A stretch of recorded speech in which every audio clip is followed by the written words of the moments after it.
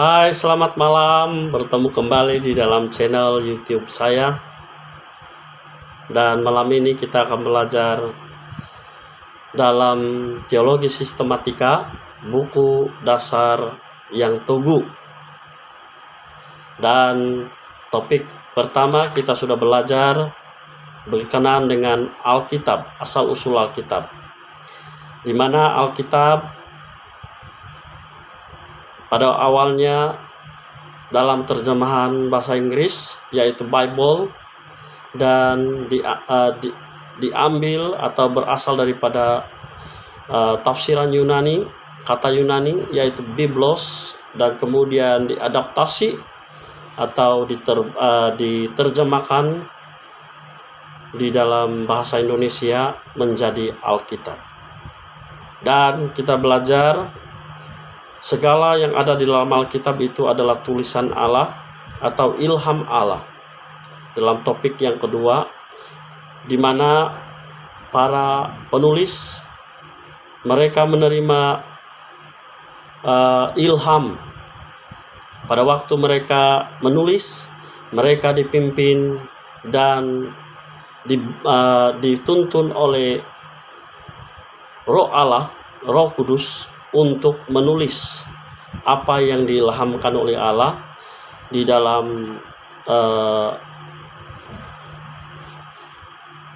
bukan kertas pada waktu itu, yaitu mungkin papirus atau kulit binatang pada zaman kuno, dan kemudian disatukan di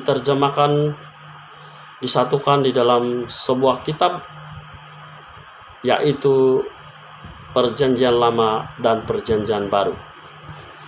Nah, pada kali ini kita akan belajar bagaimana Perjanjian Lama atau kitab Perjanjian Lama dan penulisnya menyatakan bahwa Alkitab diilhami dan diwahyukan Allah. Sebelum itu, mari kita sama-sama bersatu di dalam doa. Bapa Surgawi, Tuhan Yesus Kristus Allah kami, sekali lagi kami bersatu untuk sama-sama belajar bersama untuk membuktikan bahwa Alkitab yang kami ada disokong dan diakui bahwa isi Alkitab tersebut diterima secara ilham dan diwahyukan oleh Allah kepada para penulis.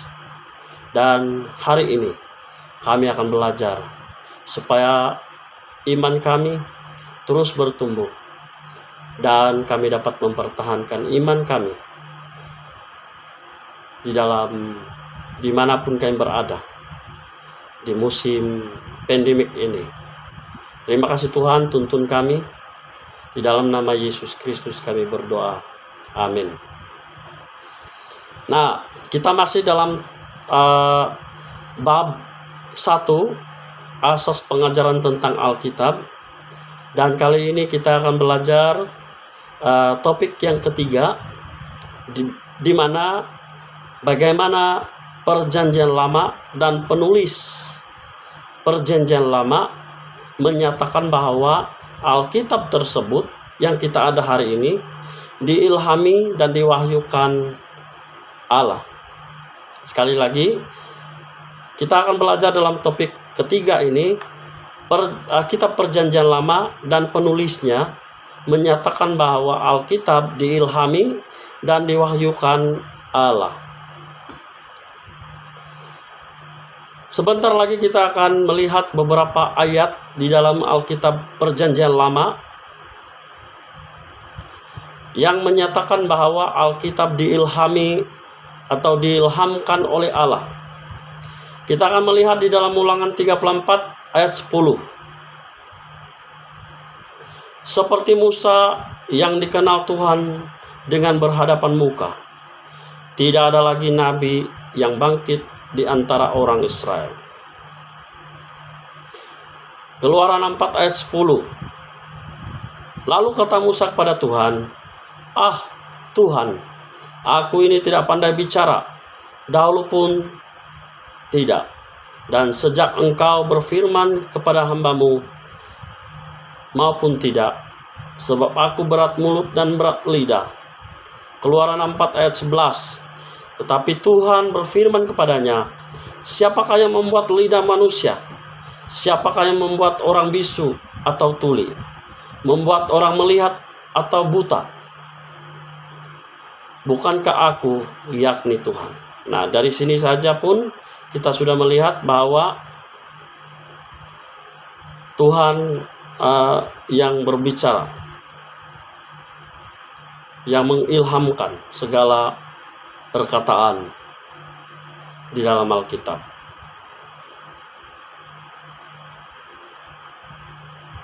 Keluaran 4 ayat 12 mengatakan, oleh sebab itu pergilah, aku akan menyertai lidahmu dan mengajar engkau apa yang harus kau katakan. Keluaran 4 ayat 14.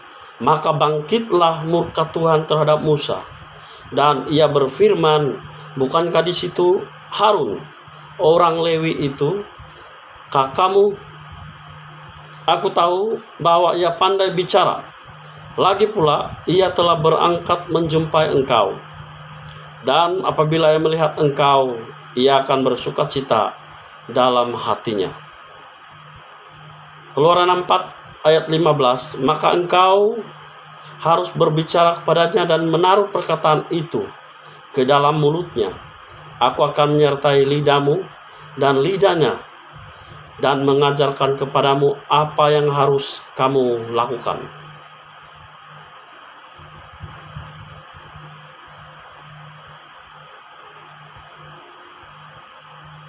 Keluaran 4 ayat 16. Ia harus berbicara bagimu kepada bangsa ini.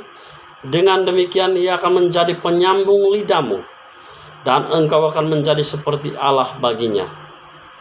Keluaran 4 ayat 17. Dan bawalah tongkat ini di tanganmu, yang harus kau pakai untuk membuat tanda-tanda mujizat. Dan ada beberapa ayat lagi di dalam Alkitab, contohnya Bilangan 17 ayat 2 dan 3, Ulangan 4 ayat 2, Bilangan 6 ayat 1, Bilangan 29 ayat 1, Yosua 1 ayat 1 sampai 8, 2 Samuel 23 ayat 2, Amsal 30 ayat 5 dan 6, Yesaya 5 ayat 24.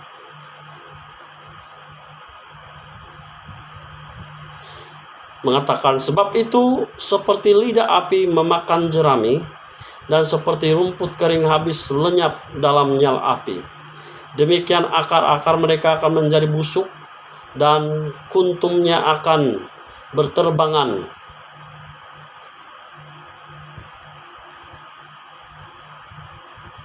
Seperti abu. Oleh karena mereka telah menolak pengajaran Tuhan semesta alam dan manusia, dan menista firman yang maha kudus Allah Israel. Di dalam Yeremia 1 ayat 7 sampai 9, Yeremia 7 ayat 27, Yeremia 13 ayat 12, Yeremia 30 ayat 1 dan 2, Yeremia 36 ayat 1 sampai 11, Yeremia 27 sehingga 32, Yehezkiel 2 ayat 7, Yehezkiel 3 ayat 10, Yehezkiel 11, Yehezkiel 24 ayat 2, Daniel 12 ayat 8 dan 9.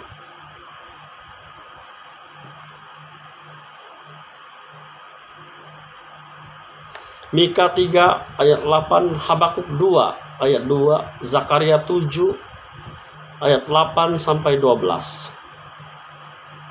Semua ayat-ayat Alkitab yang saya baca dan sebutkan tadi itu menyokong bahwa Alkitab Perjanjian Lama menyokong bahwa Alkitab yang kita ada hari ini adalah diilhami dan diwahyukan oleh Allah. Perkataan Allah berfirman atau firman Allah atau kata-kata lainnya menyatakan bahwa Allah berbicara disebut 3.808 kali dalam perjanjian lama. Maksudnya Allah berfirman, firman Allah berbicara sebanyak 3.808 kali dalam perjanjian lama,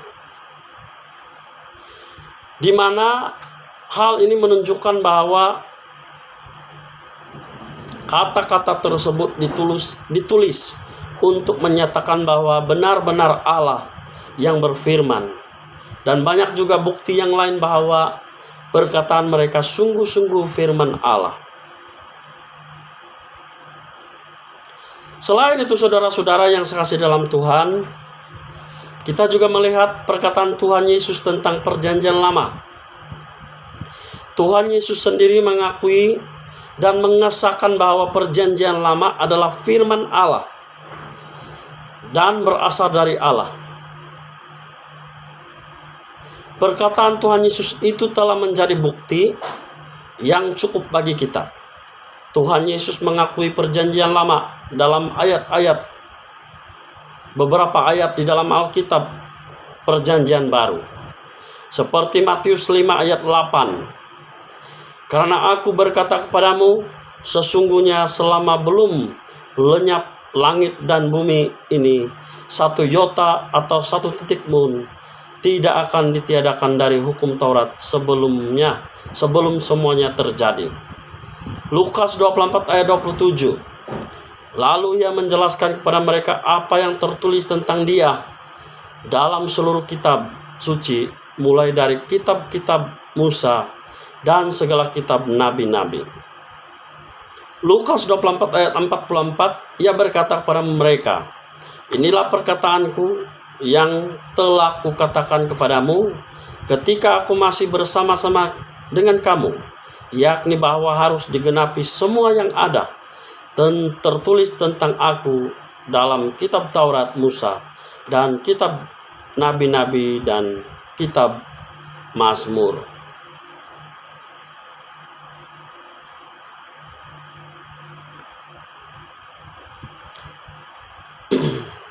Selain itu,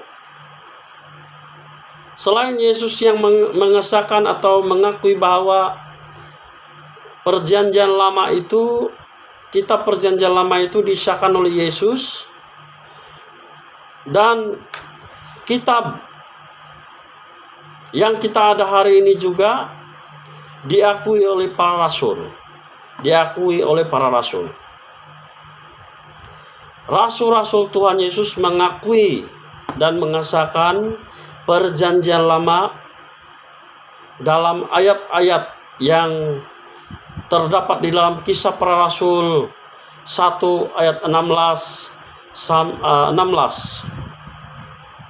mengatakan, hai saudara-saudara, haruslah genap nas kitab suci yang disampaikan Roh Kudus dengan perantaraan Daud tentang Yudas, pemimpin orang-orang yang menangkap Yesus itu. 2 Timotius 3 ayat 15. Ingatlah juga bahwa dari kecil engkau sudah mengenal kitab suci yang dapat memberi hikmat kepadamu dan menuntun engkau kepada keselamatan oleh iman kepada Kristus Yesus. 2 Timotius 3 ayat 16. Segala tulisan yang diilhamkan Allah memang bermanfaat untuk mengajar, untuk menyatakan kesalahan, untuk memperbaiki kelakuan, dan untuk mendidik orang dalam kebenaran. 2 Timotius 3 ayat 17. Dengan demikian, tiap-tiap manusia kepunyaan Allah diperlengkapi untuk setiap perbuatan baik. Roma 16 ayat 26. Tetapi yang sekarang telah dinyatakan dan yang menurut perintah Allah yang abadi telah diberitakan oleh kitab-kitab para nabi dan kepada segala bangsa untuk membimbing mereka kepada ketaatan iman.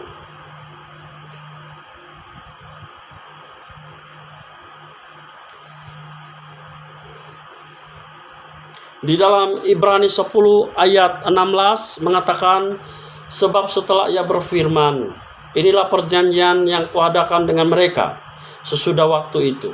Ia berfirman pula, aku akan menaruh hukumku di dalam hati mereka dan menuliskannya dalam akal budi mereka. Di dalam 2 Petrus 3 ayat 2 dan Wahyu 22 ayat 6. Ini adalah ayat-ayat yang menyatakan bahwa para rasul menyokong dan mengesahkan perjanjian lama itu diwahyukan atau diilhami oleh Allah. Jadi saudara-saudara, mulai daripada kitab perjanjian lama sampailah Yesus Kristus sendiri sebagai anak tunggal Allah mengesahkan atau mengakui bahwa kitab perjanjian lama adalah firman Allah dan berasal daripada Allah, dan kemudian para rasul Tuhan Yesus juga mengakui yang terdapat di dalam Alkitab perjanjian baru. Jadi saudara-saudara yang sekasih dalam Tuhan, demikian topik yang ketiga. Secara ringkas kita melihat bagaimana kitab-kitab di dalam perjanjian lama dan baru, dan Yesus sendiri dan para rasul mengakui bahwa Alkitab yang kita punya hari ini adalah Alkitab yang ilhami langsung oleh Allah dan diwahyukan oleh Allah. Jadi baca Alkitab untuk menyelidiki bahwa Alkitab ini sangat bermanfaat bagi kita, karena Alkitab yang kita adalah Alkitab dan firman Allah yang dapat menunjukkan jalan, bahkan dapat memperbaiki kelakuan, bahkan memberikan hikmat kepada kita semua. Jadi setakat ini saja, kita akan menyambung topik yang seterusnya di channel yang akan datang atau di bahasan yang akan datang, dan semoga Tuhan memberkati kita semua. Kita jaga kita, Tuhan menyertai saya dan saudara di mana saja Anda berada. Amin.